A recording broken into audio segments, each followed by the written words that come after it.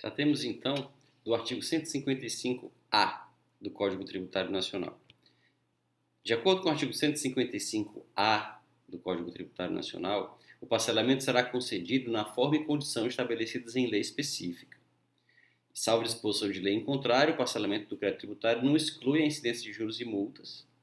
Aplicam-se subsidiariamente ao parcelamento as disposições desta lei, que é o CTN, relativas à moratória, e uma lei específica disporá sobre as condições de parcelamento dos créditos tributários do devedor em recuperação judicial. Arremato o parágrafo 4º, que a inexistência dessa lei específica, que se refere ao parágrafo 3º, importa a aplicação das leis gerais de parcelamento do ente da federação ao devedor em recuperação judicial, não podendo, neste caso, ser o prazo de parcelamento inferior ao concedido pela lei federal específica. Como nós podemos perceber, esse artigo 155-A do Código Tributário Nacional é completamente desnecessário. Talvez apenas o parágrafo 4º, quando estabelece que não é possível aos municípios e aos estados concederem a quem está em recuperação judicial um parcelamento em condições mais desfavoráveis ou menos favoráveis do que as dadas em lei da União. Mas tirando essa disposição, todo o resto do artigo é completamente desnecessário. Primeiro porque o parcelamento já foi visto, é uma modalidade de moratória e nessa condição os artigos que cuidam da moratória já estabelecem que ele vai ser concedido por lei específica. O CTN é apenas uma norma geral e que não dispensa a União, Estados e municípios de, por normas específicas, tratarem dos institutos, como, por exemplo, o parcelamento. Então, o parágrafo 1º também é desnecessário, porque não é o parcelamento que exclui os juros e multas. Pelo contrário, se o crédito tributário é composto do tributo e de eventuais acessórios integrantes ou decorrentes de juros e de multas, e se parcela tudo, o parcelamento inclui os juros e as multas.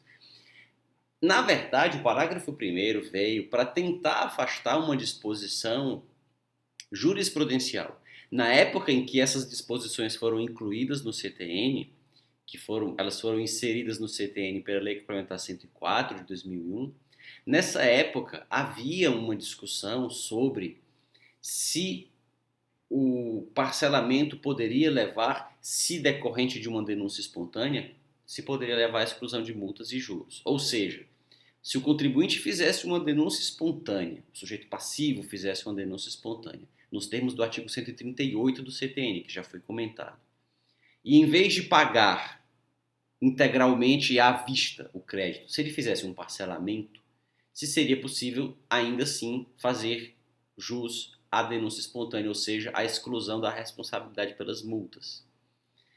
A jurisprudência vacilou à época, houve um período em que o STJ ora decidia de um jeito, ora decidia de outro, e era razoabilíssimo o entendimento segundo o qual a denúncia espontânea poderia sim ser acompanhada de um parcelamento. Por quê? Porque o artigo 138 do CTN, ele exige, para que se configure a denúncia espontânea e incidam as suas disposições, excluindo a responsabilidade pelas multas, o que ele exige é que o contribuinte comunique à autoridade a prática de uma irregularidade, de uma infração qualquer, e pague o tributo devido e que não foi pago em virtude dessa infração, dessa irregularidade. Mas não exige o artigo que o pagamento seja à vista ou que ele seja parcelado. Se o pagamento for parcelado, desde que ele seja acompanhado de juros, se coloca o contribuinte na mesma situação do que paga a prazo e do que paga à vista. O que importa é que ele pague. Então, se ele faz a denúncia espontânea e paga, à vista ou parcelado, não importa, mas desde que pague, aí sim as multas seriam afastadas. Esse era o entendimento que, como disse, chegou a prevalecer, ainda que por um curto período, na jurisprudência do STJ. E esse parágrafo 1º veio para tentar afastar esse entendimento, para querer dizer que o parcelamento, salvo disposição de lei em contrário, não afasta a multa. E ele até isso não conseguiu, porque é claro que o parcelamento não afasta a multa, o que afasta é a denúncia espontânea, nos termos do artigo 138. Então, como ele diz, salvo disposição de lei em contrário, o parcelamento não exclui a incidência de juros e de multas, no caso seriam as multas, a disposição em contrário é exatamente o artigo 138 do mesmo Código. Então, o artigo 155-A é totalmente inútil, ele veio para tentar afastar uma jurisprudência que admitia a denúncia espontânea acompanhada de parcelamento, e mesmo isso ele não conseguiu. O que aconteceu foi que a própria jurisprudência, por conta própria, mudou e passou a repelir a denúncia espontânea seguida de parcelamento.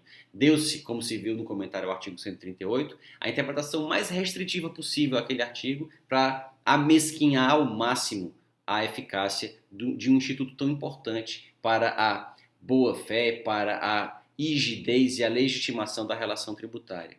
Mas foi o entendimento que seguiu a jurisprudência. No mais, os outros dispositivos, como se disse, são todos desnecessários. Aplique-se subsidiariamente ao parcelamento as disposições relativas à moratória. Sim, até porque o parcelamento é uma espécie de moratória.